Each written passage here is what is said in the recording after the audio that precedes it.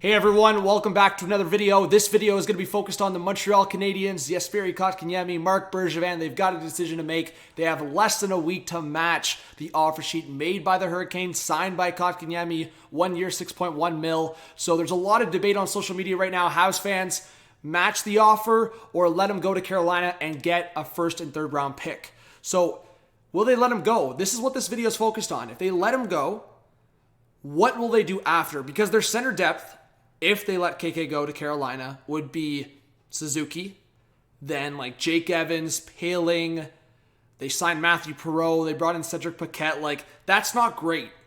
Coming off of the Stanley Cup Finals run, and they had to know, and yes, KK was scratched at times, but he had his moments, and he's still a third overall pick that's young.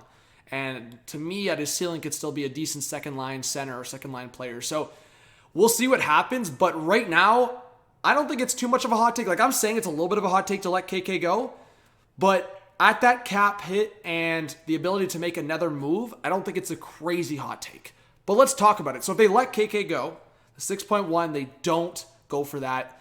And like, let's keep in mind, they have the Weber LTIR, so they have a little bit of flexibility, but they would have to probably still move a guy out.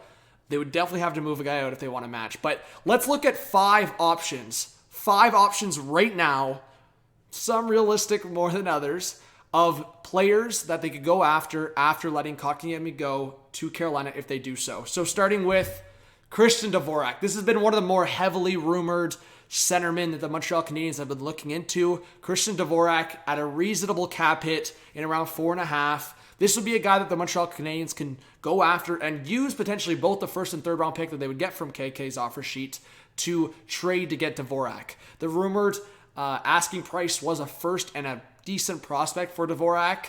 So we'll see what happens.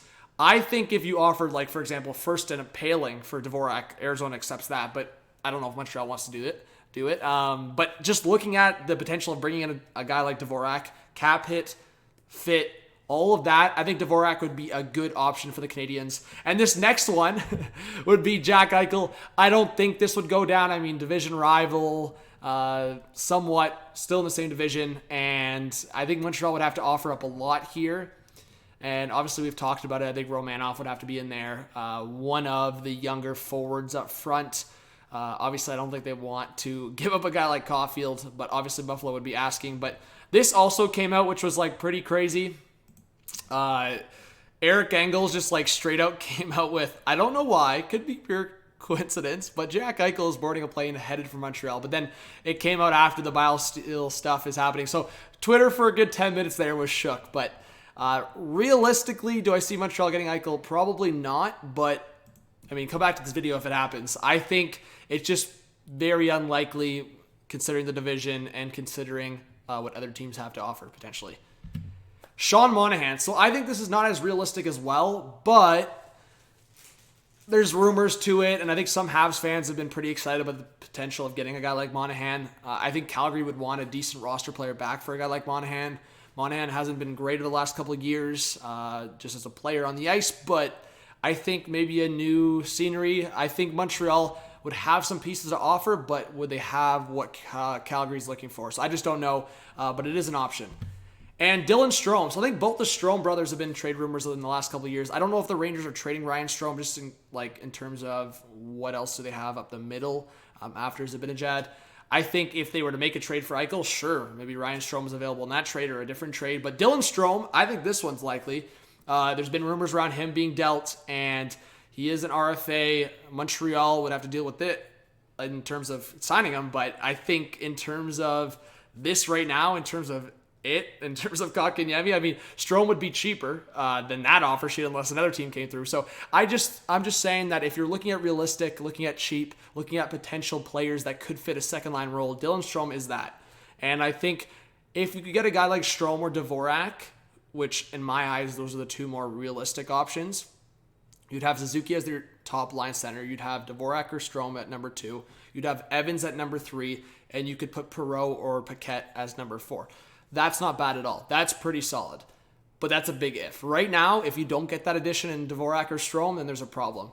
So let me know what you guys think. I actually just forgot. I mentioned Hurdle before, but Hurdle for me is a very big wild card. So I guess I said 5. Yeah, Hurdle's the one I would say. It's a penny UFA. I don't know if Montreal would be in it because I think San Jose wants a lot. So it's kind of like EICHEL.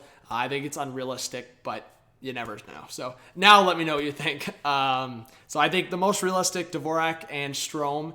And then after that, maybe a Monahan, and then Hurdle, and then EICHEL. I think in the most likely scenario, you're going to see Montreal make an addition if you lose KK. So let me know what you think. Hit that subscribe button, drop a like, drop a comment. I think Kotkaniemi, either way, is going to get some backlash if he returns to Montreal or he goes to Carolina.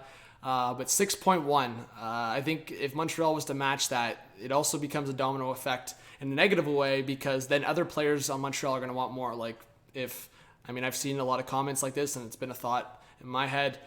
If Kotkaniemi is being paid 6.1, I mean, Suzuki looks at that and goes, well, then I guess I'm worth at least 9. So we'll see. This is crazy right now. This is crazy. So thank you so much for watching, guys, and let me know what you think is going to happen with this situation, and more videos and streams to come. All right, have a good one. Peace out.